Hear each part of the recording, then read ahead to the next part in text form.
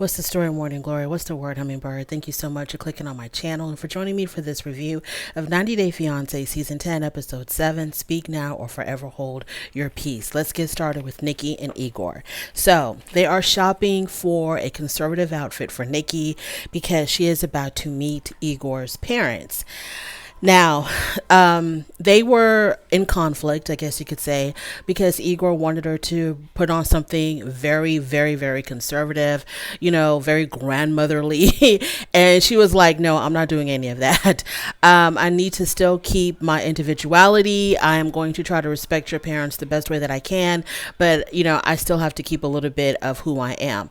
Igor says his parents are accepting of Nikki being trans because obviously they were there in the very beginning of their relationship before Nikki had revealed to Igor that she was trans. They knew her then, and now that she has revealed to Igor that she's trans, he told his parents as well, and he says that his parents are accepting of it. Now it's time to actually meet the parents. Now on their way to the parents' house, Igor is complimenting her on her outfit. She chose a really nice outfit. It was very feminine. It was also conservative. So it was still like her style, but it wasn't going to be offensive to the parents, to his Moldovan parents. So in the car on their way there, he also compliments her on her makeup because her makeup was also toned down a whole lot. And Nikki was like, I want you to accept me in all of my ways. I don't want you to only compliment me when, it's to your liking. Even when I do myself the way I want to do myself, I still want you to accept me and I still want you to compliment me. So then she brings up how she feels, how he's not sexually attracted to her. Igor says that Nikki's sexual aggression turns him off mentally, which in turn turns him off physically as well. She says that, you just can't handle me. Maybe I'm just too much for you. Maybe you need a more simple woman. Maybe we're just not compatible. Then they go into this example of where, I think it was that morning or something, when they woke up, she said that she had, they were laying in the bed. He was laying on his back, and she said that she was rubbing his chest, and he didn't like that. So he got up and he started making breakfast. And so she was like, I was just gently rubbing your chest. And Igor was like, no, you're very aggressive about it. And he says, Nikki, sometimes I'm scared of you. I'm scared you're going to eat me up. I'm scared of you because, the aggression is just a little bit too strong. And she was like, I was just gently rubbing your chest. Of course, the cameras weren't there. We don't know what really happened. We don't know who the hell to believe. And so that hurt her feelings. Obviously, she's trying to get romantic with her man, and he gets up and he leaves. So she says that he needs this, like I said before, he needs a much more simpler woman probably. And he tells her, well, you probably need a sex machine because that's all you think about. That's all you want. So you probably need to get with the sex machine. Now, Nikki questions if she's just settling with Igor and if he's actually really in love with her. The shift, see, I have to put the blame on Nikki because she didn't tell him from the get-go. So I think that for them to be where they're at now, it's still amazing, because I don't think the average man could stay with someone once they found out that they were trans. So I blame it on Nikki because she never told him from the beginning, from the get-go, that she was a trans woman. And then, years later, when they meet up again or however they reconnected, and then she reveals to him that she's actually trans, and he's struggling with that. I don't know if she sees that that's exactly what it is. I don't know if she understands that it's not that it's got nothing to do with whether she's pretty enough or anything like that. It's just that in his mind, he's struggling mentally with accepting her as being trans. I don't know if Nikki has really put herself in his shoes to understand that, he seems to be like a normal cisgender type of guy where he thought he was involved with a natural born woman. And then he finds out that he's involved with a trans woman. How jarring that could be for him. Now, in a perfect world, it wouldn't matter because it's just about the person. So whatever whatever genitalia you may or may not have or whatever, you're still the same person. Nikki is probably still the same person that she was when they first met. But this is not the perfect world. This is not a utopia. This is the real world.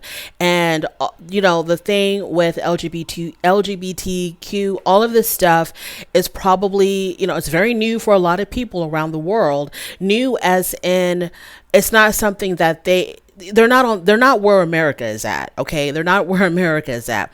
So with his culture, and then just with him as a person, with him as a man, trying to accept her as trans, I just don't know if she realizes what he's going through.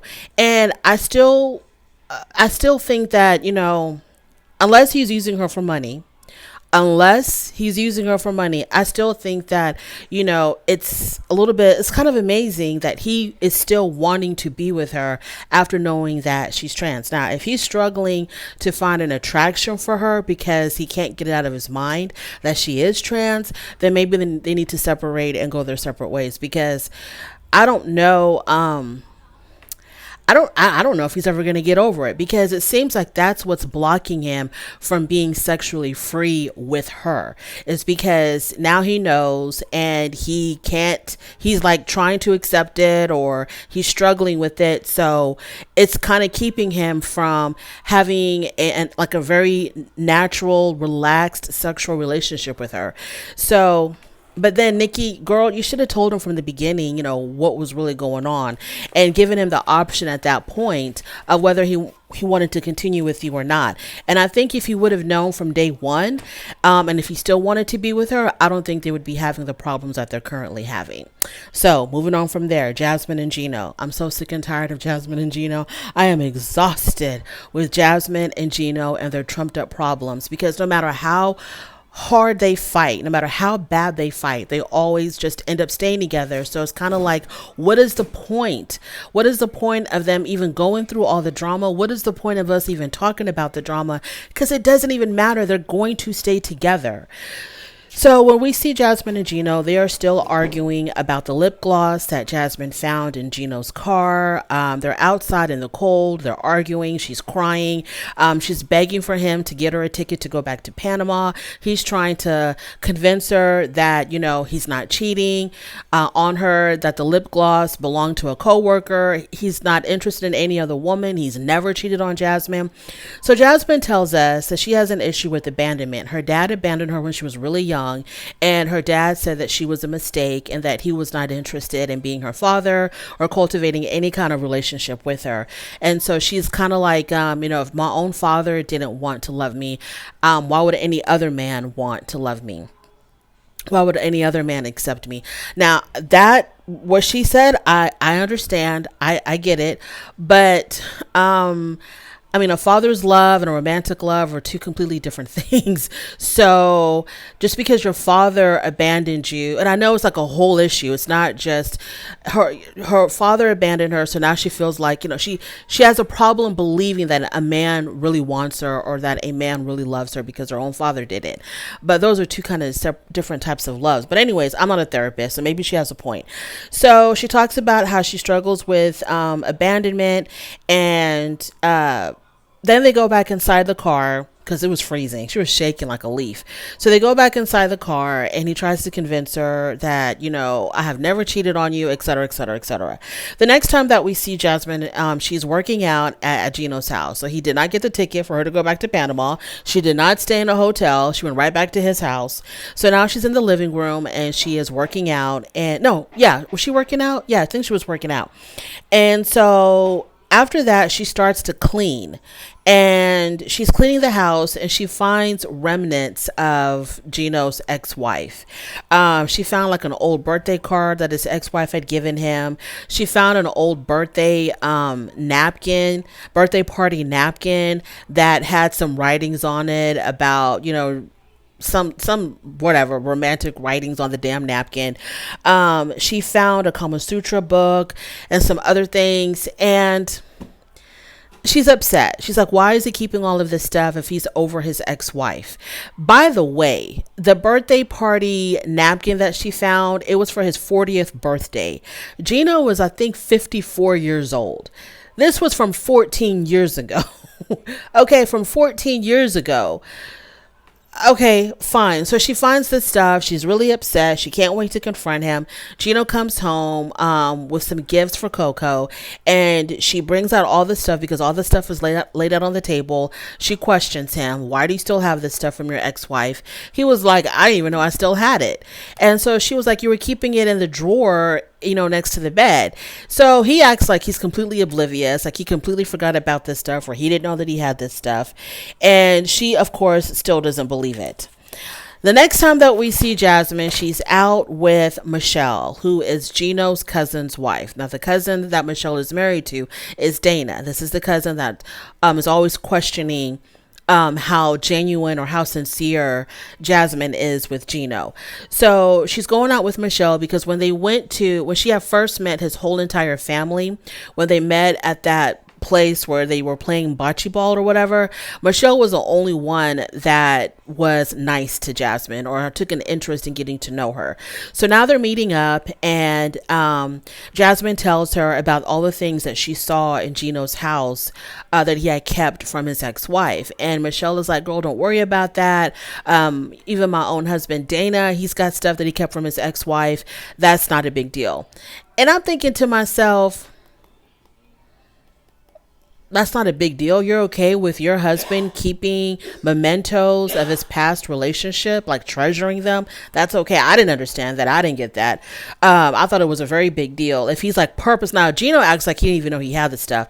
But if someone knows that they have the stuff from their past relationship and they're keeping them and they're treasuring them and they're making sure that they're kept very nicely, yeah, we're going to have a problem. But Michelle tells her not to worry about it. So Michelle also suggests to Jasmine, she's like, you know what, to make you feel better, let's just have a girls' night. And she tells Jasmine, Gino had a bachelor party the day before you arrived, and so if you could have a bachelor party, you can have a girls' night. And so Jasmine was like, what do you mean he had a bachelor's party? Because he told me that he wasn't going to have a bachelor's party until I arrived, and I was going to be the one to plan it. So Michelle was like, no, girl, he took care of all of that. He already did that. He did that the day before you showed up. So then Jasmine goes, what did they do exactly? She wanted all the details. And Michelle said, what do you expect at a bachelor's party? They went to a strip club. And so then Jasmine says, well, in American strip clubs, are the girls allowed to touch the men? And Michelle was like, I think so. And I'm like, Michelle, what kind of a friend are you? What are you doing? Are you like really trying to sabotage their relationship? Because I would expect Michelle to be like, oh, he had a bachelor's party. And then Jasmine would act surprised about it because she didn't know. And then Michelle would be surprised that Jasmine didn't know. And then Michelle would have been like, oh, let me go ahead and just stop right here and not give any more information because evidently she had no idea that her fiance had a bachelor's party. I wouldn't give up any detailed information. I just would have been like, you know what, girl, all I know is that they had a bachelor's party. I don't know where they went, what they did, or who touched who. I have no idea. All I know is that they had a bachelor party. That's all I know.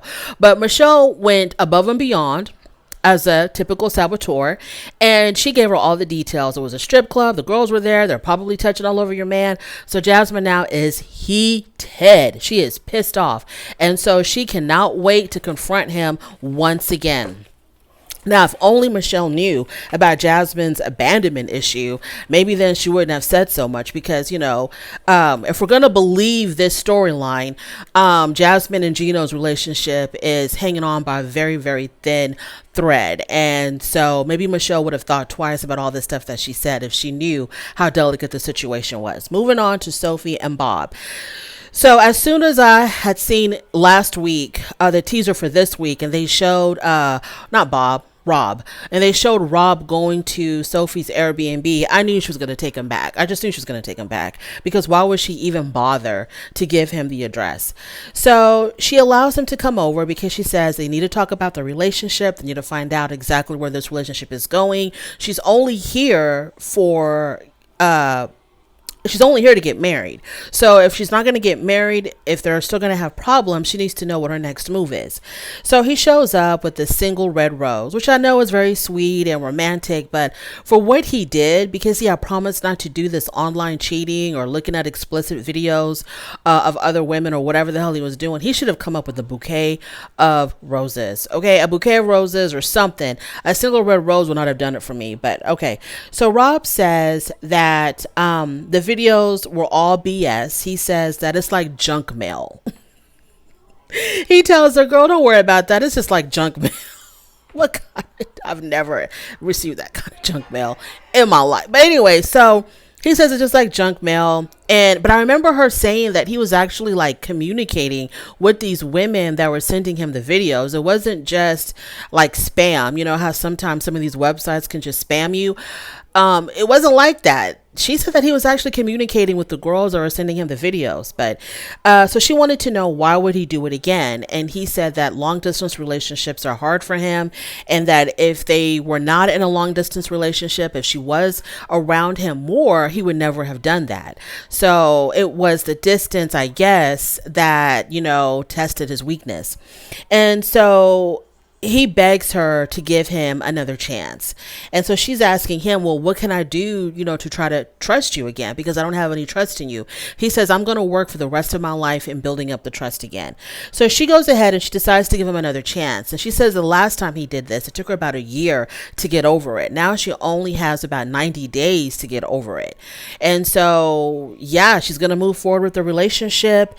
And, he promises to never online cheat again. Now, I don't know. I don't know. Only time will tell. I feel like Rob will online cheat again, because I know they're going to have more bumps in the road. They're going to have a big argument.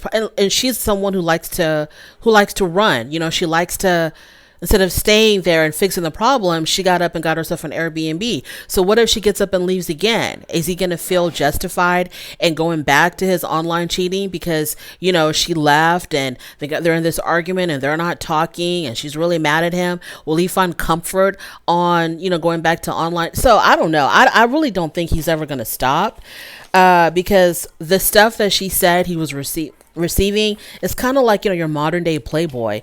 And so like Playboy magazines and stuff like that. And I don't know. I just don't think he's gonna stop. I really don't think he's gonna stop. Moving on to Clayton and Annie. So it's the next day, the day after she has arrived in America. They wake up and he has a whole day planned for them where he's gonna surprise her with horseback riding. So they go, they do the horseback riding. After that, they sit down and they're having a conversation, and Clayton asks her, he wanted to know, will she tell her family about him? Because her family doesn't know anything about him. They think that she's in America for work. And he says to her, you know, that they've been together for years and they're about to get married in 3 months. And so, you know, is she going to be telling her family about him anytime soon instead of keeping him like a dirty little secret? Annie says that her dad is really old fashioned and then she's going to tell him in her own time. And I think he asked her, so what does your dad think you're like, once you do tell him about us, how are you going to explain the relationship that I'm just not your boyfriend, I'm actually your husband? And she says that she's going to tell her parents that she came to America to work and then she met this guy, which was Clayton, and I guess decided to get married, which to me is a whole lot worse than telling them the truth about the fact that y'all been dating for, you know, X amount of years. Because wouldn't they be more accepting of a longer relationship before y'all got married, instead of telling your parents, oh, I met this guy and then, you know, in 3 months time we got married? I don't understand.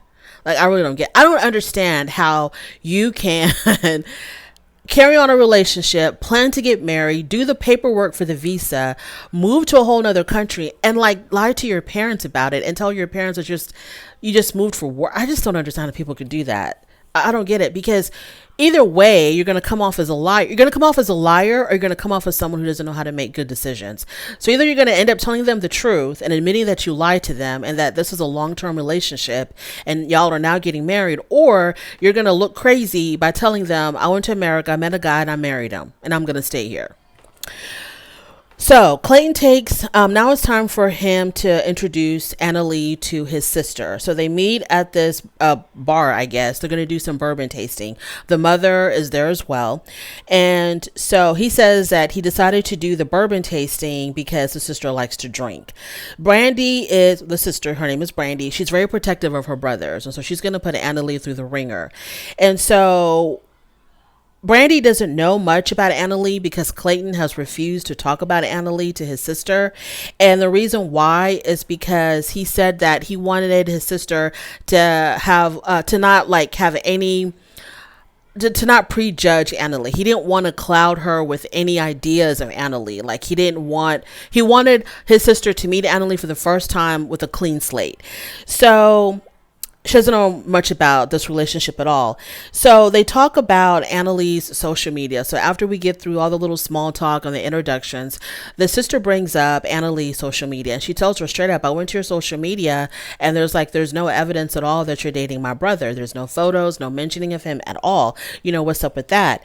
So the sister, Annalie, explains that, her dad doesn't know about the relationship. And so she's like, doesn't want to let her father or her family know what's going on with her relationship. And the sister was like, so what does your dad think you're doing here? And Annalie says he thinks I'm here for work. And so Brandy questions if Annalie is just using her brother for a visa. And she's like, I think it's just really weird that you haven't told your family anything about my brother and y'all's relationship. No, Brandy, what's really weird is the fact that your mom lives in a closet at your brother's apartment. That is weird. That's what I call weird. I am still not over the fact that this woman sleeps in a walk-in closet. And she's got her whole bed set up there like it's a real bedroom. That's what's weird. Anyways, moving on. So the sister's like, well, maybe she's just here to use you for a green card. And Clayton is like, well, I don't think that she could lie about, she could lie for 2 years being with me, I don't think that she could have, what does he say? He says, I can't imagine that she could fake a relationship for 2 years. And the sister's like, I can imagine that. People do that all the time. They'll fake a relationship to get what they want out of it. So the sister gets up and she's crying and everything, and she walks away because she's just so overwhelmed with this nonsense. This is a very strange family here. You got the mother living in the closet. You got the fiance who's lying to her whole family about what the hell she's doing in the United States. Her family has no clue that she is with this guy, that she's about to get married, that she applied for a fiance visa. This is just crazy to me. This is so much like Thais and Patrick. So much like Thais and Patrick. I'm not understanding, why are these girls so afraid to tell their parents about their American boyfriends or American fiancés? I don't understand. I don't get it at all. I just don't understand why. They're going to know eventually. So why not just rip the Band-Aid off and just tell them at the get-go? Moving on. Unless she's not really sure that she wants to be with him. And so she'll always have an out, and her parents will be none the wiser. And she wouldn't have to waste her time and emotions and energy explaining something to them that she feels like may not even work out. Oh, by the way, Annalie to me seems very unappreciative of Clayton. And I think she's kind of rude to him. Clayton is praising her, showing how much he loves her, how he tries to be very affectionate with her. And she's kind of a little bit standoffish with him a little bit. She's acting like she's not really attracted to him, or she's annoyed with him or something. I don't see the love being reciprocated from Annalie, but I don't know. Moving on to Ashley and Manuel. So they're still at the therapist. Ashley feels like she's Manuel's little secret because she hasn't even met his children, and they're about to get married, and his kids have no idea that she even exists. Manuel says that eventually she's going to meet my children, but right now I'm trying to protect my children because Ashley is very unpredictable. She gets really emotional. She flies off the handle, and I don't want my children to see that. So Ashley says that Manuel keeps her out of the loop when it comes to his family because she found out last minute or something that he had planned on sending $250 to his family back home, and she had no idea that he was going to do this. I don't know exactly how she found out. I don't know if he told her or she heard it through the grapevine. I'm not really sure, but when she found out, she was upset about it. And so she's thinking to herself, well, he's not working. The $250 can only come from me, and I have no intentions of sending money back to his family whatsoever. And it makes her feel like he is using her for immigration purposes. So Manuel says that his business is his business. And Ashley in her confessional tells us, but I am his business. He says something like, my private life is my private life. And she's like, I'm a part of his private life. So what is he talking about when he says that? How can you separate me from anything that's going on with you when we're about to get married? And I need to be all up in your business, like the way you should be all up in mine. So they both promise to the therapist that they're going to make changes. He promises to communicate more, be more transparent, and she promises to work on her temper. The next time that we see them, they're out to eat and they are talking about therapy. And Manuel tells her, I'm not going back to therapy. If that's what you want to do, you go ahead and you do that, and you be happy doing that. I am not going back to therapy. I don't need therapy. I think that we can solve our own problems just by communicating. And so, she talks about how important therapy is, and she understands that, maybe the rest of the world don't understand the significance of therapy, but she thinks that they need to continue with it. He's like, I'm not going to continue a damn thing. I don't want to do it. I don't like it. I don't want to do it. No, I'm not doing it. He's really, really adamant about it. Sometimes I wonder if one person will use therapy just to justify that they were right all along. Like, I wonder, like, the person who's really pushing for therapy, like couples therapy, the person who's really pushing for couples therapy, I always wonder, do they really want to lay everything out on the table and be just as honest and transparent as they want their partner to be? Or are they using therapy because they think they're right and they just need a third party to confirm that they're right so that their partner can step in line and do what they want them to do? That's what I sometimes wonder. But he says he's not going to go back to therapy. Ever since we met Ashley and Manuel, they've been butting heads. I mean, just constantly butting heads, arguing, bickering. They don't seem to be happy with one another at all. And I don't even know why they're together. Ashley does not seem like someone who would be with someone who is just like blue collar, regular, just a man's man. She doesn't seem like somebody who would be with somebody like that. Somebody who just wants to go to work, come home, like I said before, have a couple of beers, watch TV, and go to bed. She needs someone who's more on her level, who's into the metaphysical, who's into therapy, who's into astrology, who doesn't mind witchcraft, that kind of a person. And he needs to be with someone who doesn't think she's a witch. He needs to be with someone who doesn't mind cooking and cleaning for him and ironing his shirts, like your traditional type of wife. I don't know what drew these two people together. I know what's keeping them together, but you can only do that so many times in a day. Then you got to face reality and face your relationship for what it is when y'all are not in the bed together. So I don't know what drew these people together. I have no idea, because they don't seem to be matched at all. They're constantly bickering. They have nothing in common. I don't even think they like each other. So I don't even know why you're wasting your time with the therapy. Just let him go about his business. You go about yours, and maybe you can meet someone who you have more in common with, and the same with him. Moving on to Devin and Nick. So they're looking for outfits, looking for traditional Korean outfits for engagement pictures.